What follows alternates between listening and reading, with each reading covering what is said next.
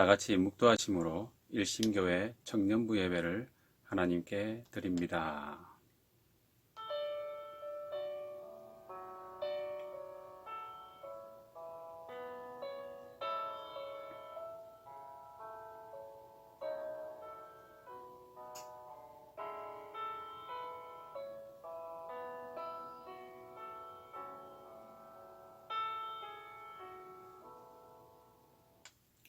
하나님은 영이시니 예배하는 자가 영과 진리로 예배할지니라.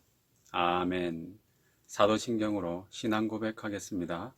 전능하사 천지를 만드신 하나님 아버지를 내가 믿사오며 그 외아들 우리 주 예수 그리스도를 믿사오니 이는 성령으로 잉태하사 동정녀 마리아에게 나시고 본디오 빌라도에게 고난을 받으사 십자가에 못 박혀 죽으시고 장사한 지 사흘 만에 죽은 자 가운데서 다시 살아나시며 하늘에 오르사 전능하신 하나님 우편에 앉아 계시다가 저리로서 산자와 죽은 자를 심판하러 오시리라. 성령을 믿사오며 거룩한 공회와 성도가 서로 교통하는 것과 죄를 사하여 주시는 것과 몸이 다시 사는 것과 영원히 사는 것을 믿사옵나이다. 아멘. 네, 하나님 말씀 요나 2장 1절부터 10절입니다. 구약 1288면 요나 2장 1절부터 10절 네, 한 절씩 교독하겠습니다. 요나가 물고기 뱃속에서 그의 하나님 여호와께 기도하여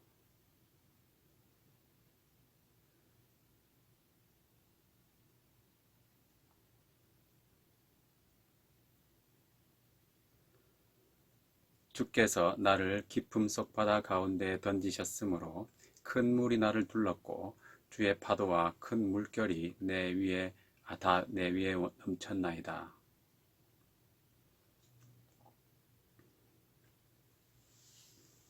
물이 나를 영혼까지 둘러싸우며 깊음이 나를 에워싸고 바다풀이 내 머리를 감쌌나이다.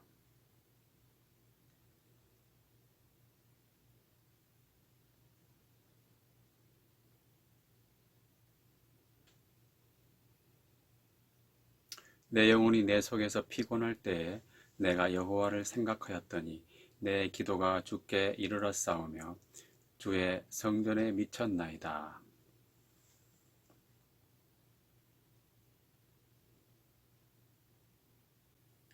나는 감사하는 목소리로 주께 제사를 드리며 나의 서원을 주께 갚겠나이다. 구원은 여호와께 속하였나이다 하니라.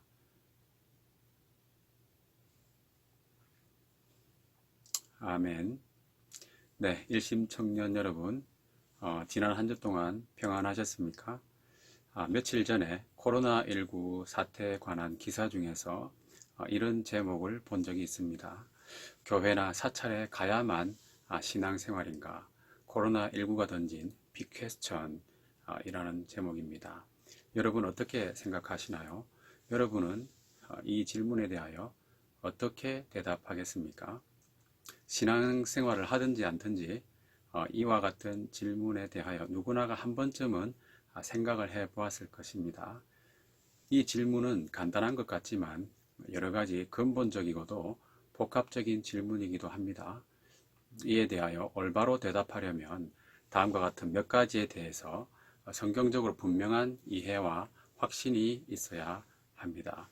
첫째는 신앙생활이란 무엇인가 하는 점이고요. 또한 종교생활과의 차이점은 무엇인가?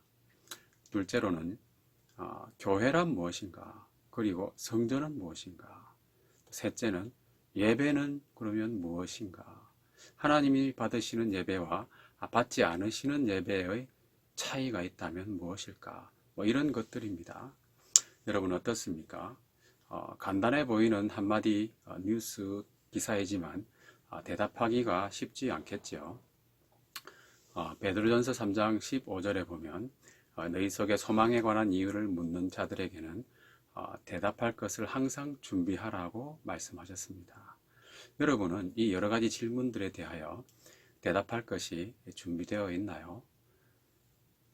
여러분들 중에는 물론 최근에 주님 안으로 들어오신 분들도 있지만 많은 분들은 초등부나 학생부, 중고등부를 거쳐서 지금 청년부에 이런 경우가 많지 않습니까?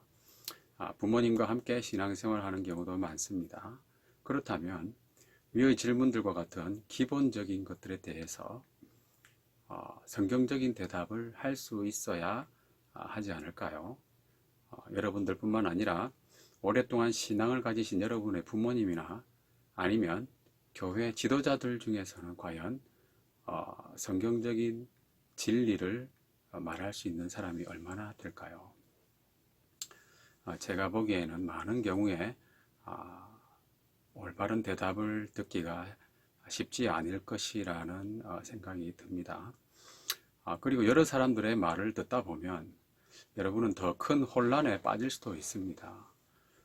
누구의 말이 맞는지 분별하기가 쉽지 않기 때문이죠. 성경을 가지고 말한다고 해서 그것이 다 진리는 아니거든요. 아시다시피 마귀도 성경을 인용하지 않습니까? 예수님을 시험할 때도 마귀는 성경을 인용했습니다. 신천지와 같은 대표적인 이단과 사이비들도 성경을 인용하며 제멋대로 해석함으로써 사람들을 미혹하지 않습니까? 그렇다면 우리는 어떻게 해야 될까요? 여러분들과 저는 이른바 정보의 홍수 시대에 살고 있습니다. 인터넷을 통해서 하루에도 엄청난 양의 정보들이 쏟아져 나오고 있지요. 그 많은 메시지들 중에서 과연 무엇이 참된 것인지 어떻게 분별할 수 있을까요? 요한복음 7장 17절에 예수님께서는 이렇게 말씀하셨습니다. 사람이 하나님의 뜻을 행하려 하면 이 교훈이 하나님께로부터 왔는지 내가 스스로 말함인지 알리라. 가장 중요한 것은 하나님의 뜻을 행하려는 마음이 나에게 있느냐 하는 점입니다.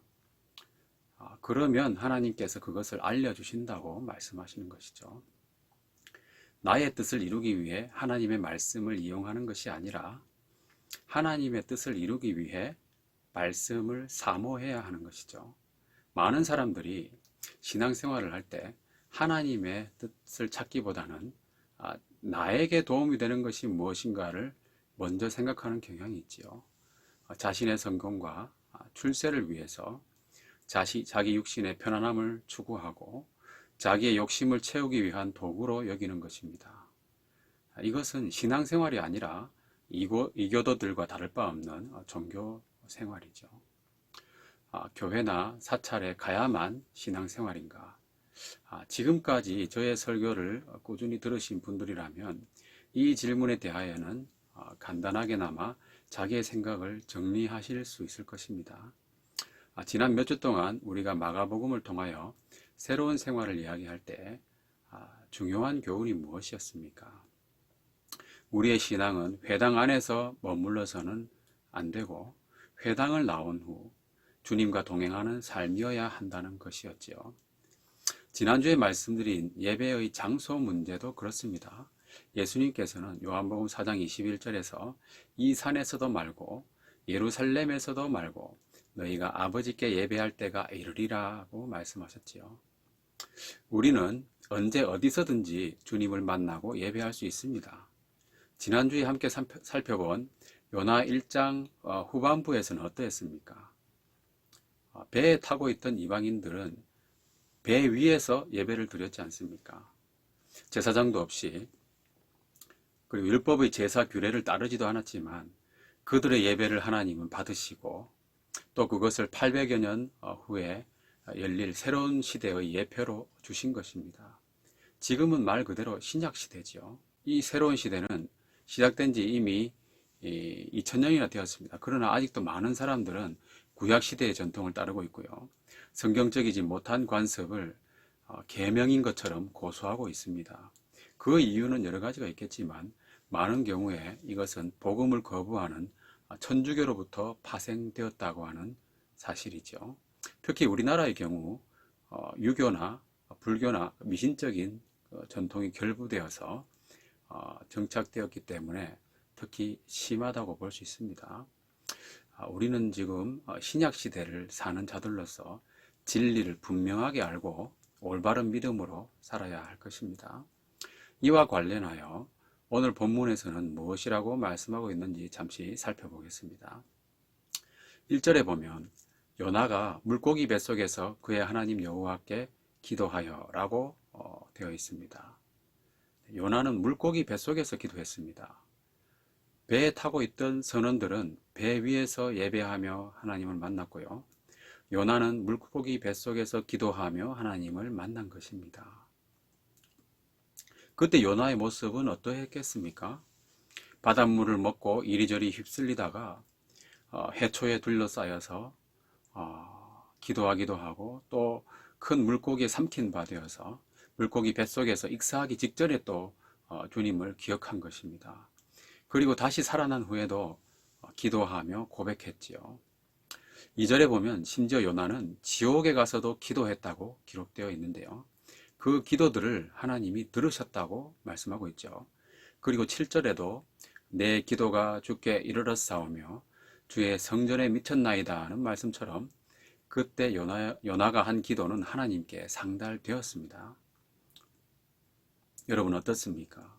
하나님은 물고기 뱃속에서 한 기도도 들으시고 응답하셨다고 하는 점, 더 이상 놀라운 일은 아니지요.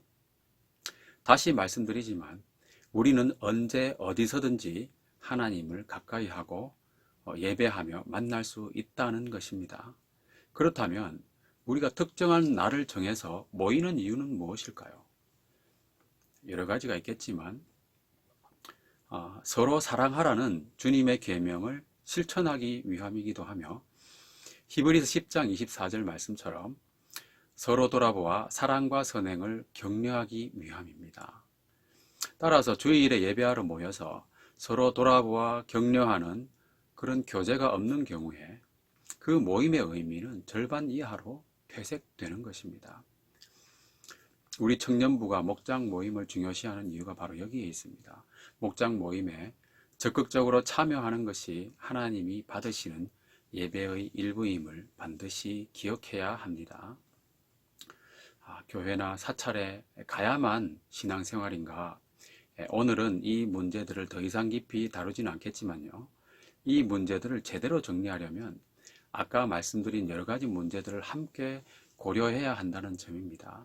제가 위와 같은 질문을 접하면서 한 가지 결심을 하게 됐는데요. 앞으로는 틈틈이 기회를 내어서 성경적인 올바른 교리들을 잘 전하고 가르쳐야 되겠다 하는 것입니다. 이와 관련하여 한 가지 염두에 둘 것이 있습니다. 마귀는 하나님의 말씀이 우리에게 제대로 전달되지 않도록 하기 위해서 많은 노력을 하고 있다는 것인데요. 그 중에 하나가 성경의 권위를 떨어뜨리고 성경을 변개시키는 행위입니다. 특히 번역 과정에서도 이 점이 두드러지게 나타나는데 우리가 지금 보고 있는 한글 개역 성경이 많은 오류를 가지고 있다는 것은 이미 잘 알려져 있는 사실이죠. 오늘 말씀에서도 그 예를 찾아볼 수 있는데요. 3절에 보면 스월의 뱃속에서 라고 하는 부분을 들 수 있습니다. 이렇게 번역하면 누가 그 의미를 제대로 알겠습니까? 스월이라고 하는 말의 의미는 지옥 또는 무덤입니다. 육체가 가게 되는 경우에는 무덤을 의미하고요. 오늘 말씀처럼 사람의 혼이 분명한 의식을 가지고 경험하는 경우에는 지옥을 의미하는 것입니다. 따라서 요나서 2장 2절의 말씀은 원문의 단어를 스올로 애매하게 그냥 둘 것이 아니라 지옥이라고 분명하게 번역해야 된다는 것입니다. 그런데 더 중요한 것은요. 이 지옥이라는 말이 구약에 31번이 나오는데 우리말 개역 개정판에서는 이것을 한 번도 지옥이라고 번역하지 않았다는 점입니다. 그래서 개역 개정판 구약 성경에는 지옥이라는 말을 전혀 찾아볼 수가 없습니다. 왜 그랬을까요? 저는 이것이 분명히 마귀의 짓이라고 확신합니다. 마귀는 사람들에게 지옥이 없다고 생각하게 만듭니다. 말로 다 표현할 수 없는 지옥의 고통에 대해서 무감각하게 만드는 것이죠. 그래서 사람들이 자기의 죄를 회개하고 예수님을 믿어야 할 필요성을 약화시키고 또 거룩하게 살아갈 동기력을 제한합니다. 실제로 많은 사람들이 지옥이 없다고 생각하고 있지 않습니까? 여러분은 어떻게 생각하시나요? 지옥이 있다고 믿으십니까? 성경은 어떻게 말하고 있습니까? 성경 원문에는 지옥이라는 단어가 총 54회나 등장합니다. 구약의 31회, 신약의 23회가 나오는데요. 이 중에서 예수님이 직접 지옥이라고 하는 단어를 15번이나 언급하셨죠. 지옥이라는 말이 어떤 사람들의 말처럼 과연 비유적인 그런 표현일까요? 요즘 많은 교회에서 가르치는 것처럼 마음이 불행하면 지옥입니까? 성경은 결코 그렇게 말씀하고 있지 않습니다. 지옥은 분명히 실존하는 장소입니다. 영원한 고통과 더러움의 현장이 바로 지옥이지요. 그리고 여러분이 반드시 아셔야 할 것은 지옥이란 마태복음 25장 41절의 말씀처럼 마귀와 그 사자들을 위하여 예비된 곳이라는 점입니다. 지옥은 원래 사람들을 위해 마련된 곳이 아닙니다. 하나님을 대적한 천사들을 멸하기 위해 마련된 곳이 지옥이며 그 천사들 중에 우두머리가 마귀, 곧 사탄입니다. 마귀는 최대한 많은 사람들을 지옥으로 데려가기 위해서 힘을 쓰는 중이죠. 타락한 천사들처럼 사람들을 꿰어서 하나님의 뜻을 거역하게 만드는 것입니다. 그래서 마귀의 유혹을 물리치기 위해서라도 우리는 이 지옥에 대해서 분명한 성경적 지식을 가지고 살아야 합니다. 존 웨슬레는 이렇게 말했습니다. 가장 효과적인 설교는 지옥을 설명하는 것이다. 아무튼 서두에서 말씀드린 그 근본적인 질문들에 대답하기 위해서는 하나님의 말씀인 성경을 제대로 알아야 하는데요. 요즘과 같은 메시지의 홍수 속에서 올바른 것을 분별하기가 참 어렵다는 점입니다.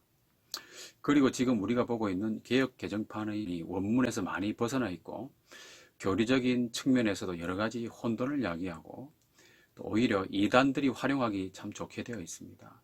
그래서 저는 말씀을 전하는 자로서 성경의 원문을 좀 더 주의 깊게 연구해서 하나님의 말씀을 밝히 전할 수 있도록 최선을 다해야 되겠다라고 다짐하게 되는 것이죠. 제가 인간적인 메시지나 혼탁한 말씀을 전하는 것이 아니라 순수한 하나님의 말씀을 전할 수 있도록 여러분도 많이 기도해 주실 것을 부탁드립니다. 오늘 말씀의 제목을 요나의 체험이라고 했는데 신앙생활을 제대로 하기 위하여 과연 어떠한 체험이 필요할지 한번 생각해 봅시다. 신앙생활 잘한다는 것이 무엇일까요? 네, 한마디로 말하면 하나님의 말씀에 순종하는 삶이라고 할 수 있습니다. 여러분도 그 점에 대해서는 동의하시지요? 네, 우리가 올바르게 믿음 생활을 한다는 것은 바로 하나님의 말씀에 순종하는 것이죠. 그렇다면 말씀에 순종하는 생활을 하기 위해 어떠한 체험을 하면 도움이 될까요?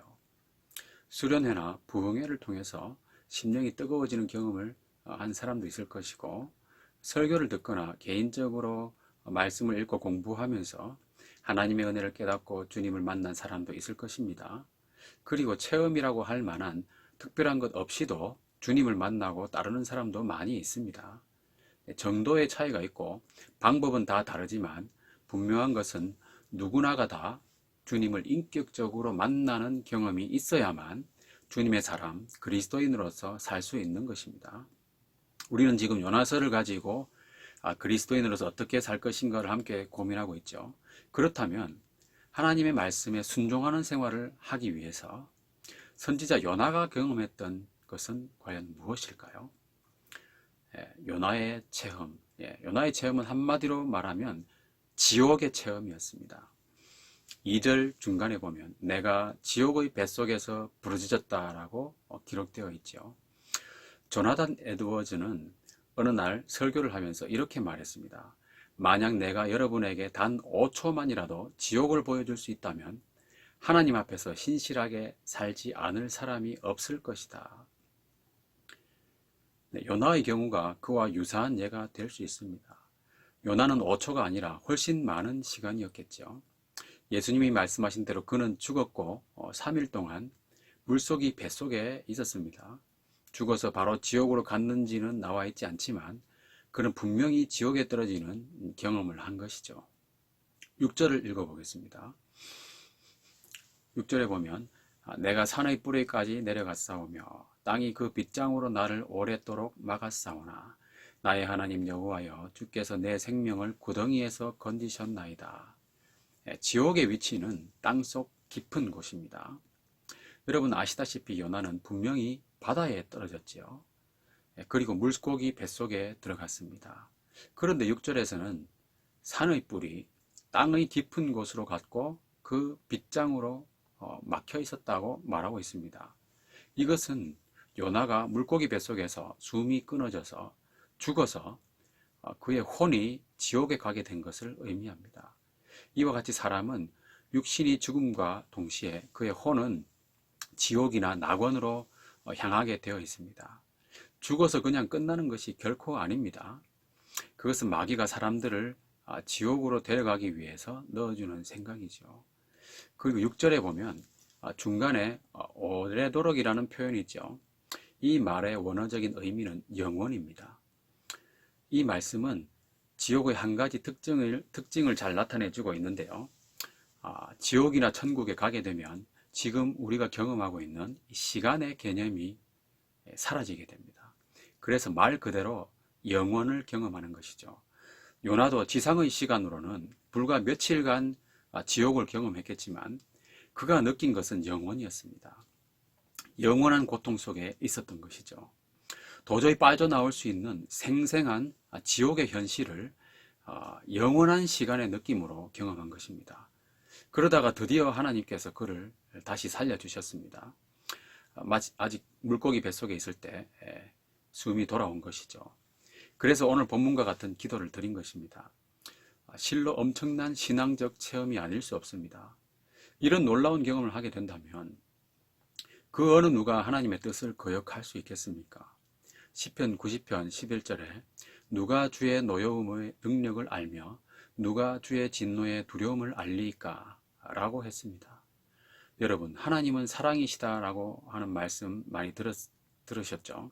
그렇지만 성경은 동시에 하나님은 진리대로 심판하시는 두려운 분이심을 말씀합니다. 이것을 잊지 말아야 합니다. 히브리서 10장 31절에는 살아계신 하나님의 손에 빠져 들어가는 것이 무서울진저라고 했습니다. 하나님을 제대로 안다는 것은 사랑의 하나님뿐 아니라 진노의 하나님도 동시에 아는 것이죠. 어떤 사람은 이렇게 말합니다. 하나님은 사람을 지옥으로 보내실 그런 분이 아니야. 그렇게 잔인한 분이 아니라 사랑의 하나님이야. 이렇게 말하기도 합니다. 여러분 어떻게 생각하시나요? 이런 말은 마귀의 속삭임입니다.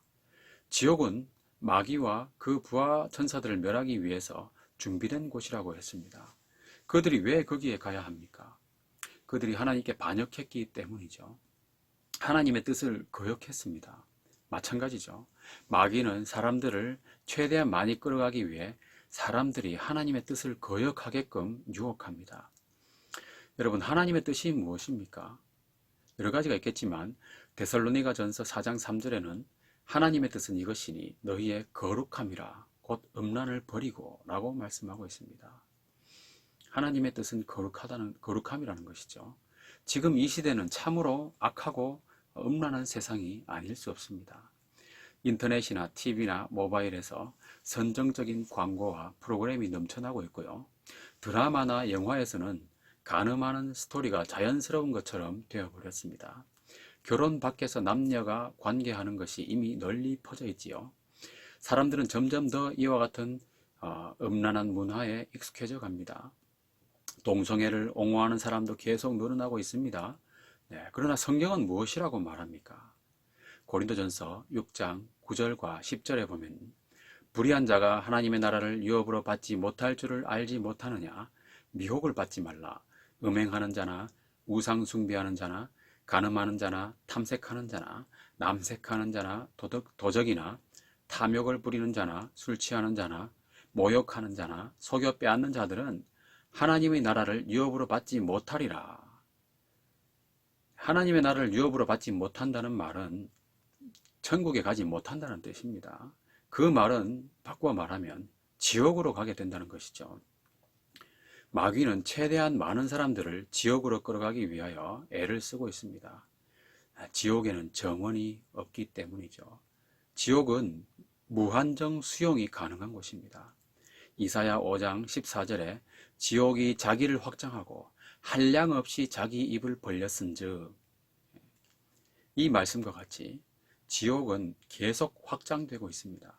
사람들이 자꾸만 하나님의 뜻을 거역하기 때문이죠.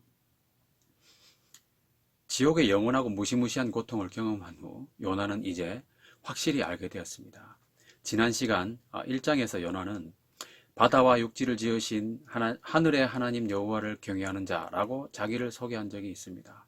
그러나 그는 자기의 신앙 고백처럼 살지 못했지요. 이제 고난당한 후에는 확실히 발견하게 되었다는 것입니다. 자기가 고백했던 말처럼 하나님이 과연 바다와 육지의 모든 것을 주관하신다는 사실이었습니다.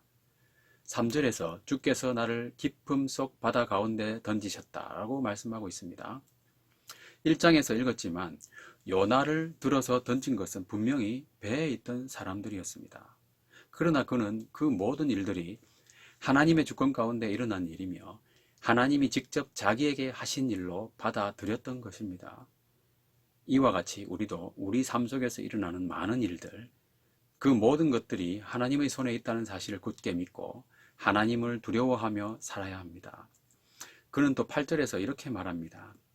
거짓되고 헛된 것을 숭상하는 모든 자는 자기에게 베푸신 은혜를 버렸사오나, 그는 하나님 외에 다른 것을 섬기는 모든 것이 거짓되고 헛된 것임을 확신하게 되었고요.